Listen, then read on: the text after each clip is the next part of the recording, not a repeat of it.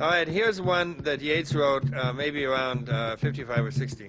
And we were talking here about the grief quality in men and the blessing quality.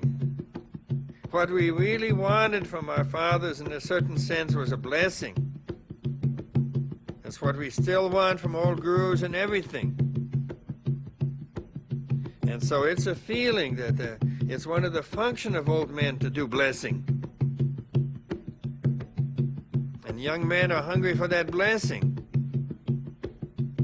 But it's as if you have to go through a lot of grief before, you know, what do they say? When the student is ready, the teacher comes? When your grief is well enough developed, then the blessing comes. And so Yeats has got a wonderful poem here. My 50th year had come and gone. I sat a solitary man in a crowded London shop. An open book, an empty cup on the marble tabletop. Now, he was a great poet, so he didn't leave out any details. You're not going to get the blessing if you stop reading. You ready?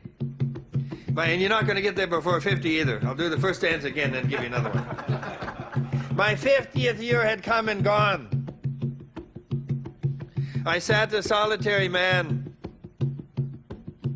in a crowded London shop. An open book, an empty cup on the marble tabletop. While on the shop and street I gazed, my body for a moment blazed, and 20 minutes, more or less, it seemed so great my happiness that I was blessed and could bless.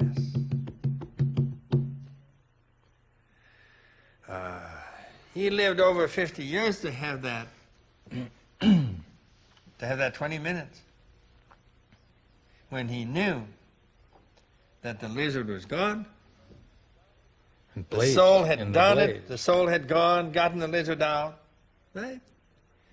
And he was never a big blesser, you know. He was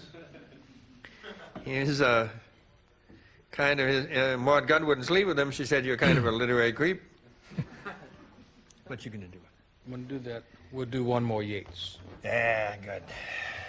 This is W.B. Yeats. One of the things we both love is William Butler Yeats. He was really Norwegian, but... The second half of a poem called The Dialogue of Self and Soul. It's a serious question. Do you want to be born again? You willing to go through all this again?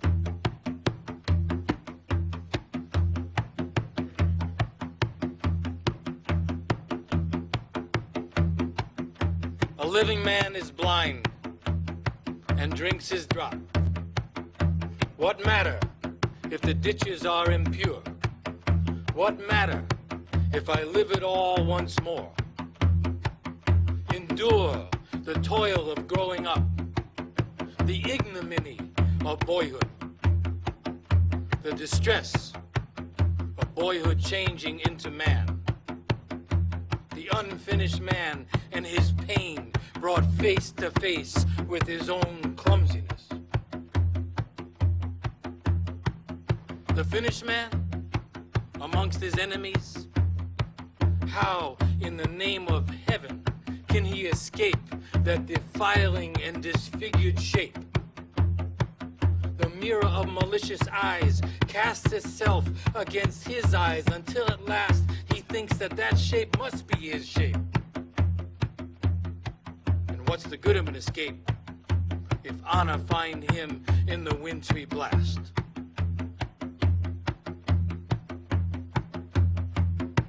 I am content to live it all again, and yet again, if it be life to pitch into the frog spawn of a blind man's ditch, a blind man battering blind men, or into that most fecund ditch of all, the folly that a man does or must suffer if he woos a proud woman, not kindred of his soul.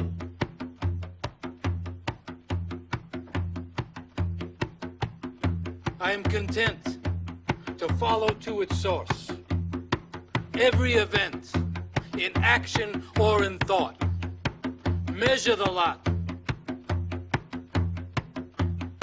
forgive myself the lot. And when such as I cast out remorse, so great a sweetness flows into the breast that we must laugh and we must sing. We are blessed by everything. Everything we look upon is blessed. Do the last 4 lines again. You want? You Such mentioned as I? Yeah, the lizard of remorse. Go on, The give it lizard to of us. remorse, yeah. When such as I cast out remorse, so great a sweetness fills the breast that we must laugh and we must sing. For we are blessed by everything, and everything we look upon is blessed. That's it for the lizard of remorse. Thank you, Michael. Thank you, Robert. Thank you all for coming and helping us do this.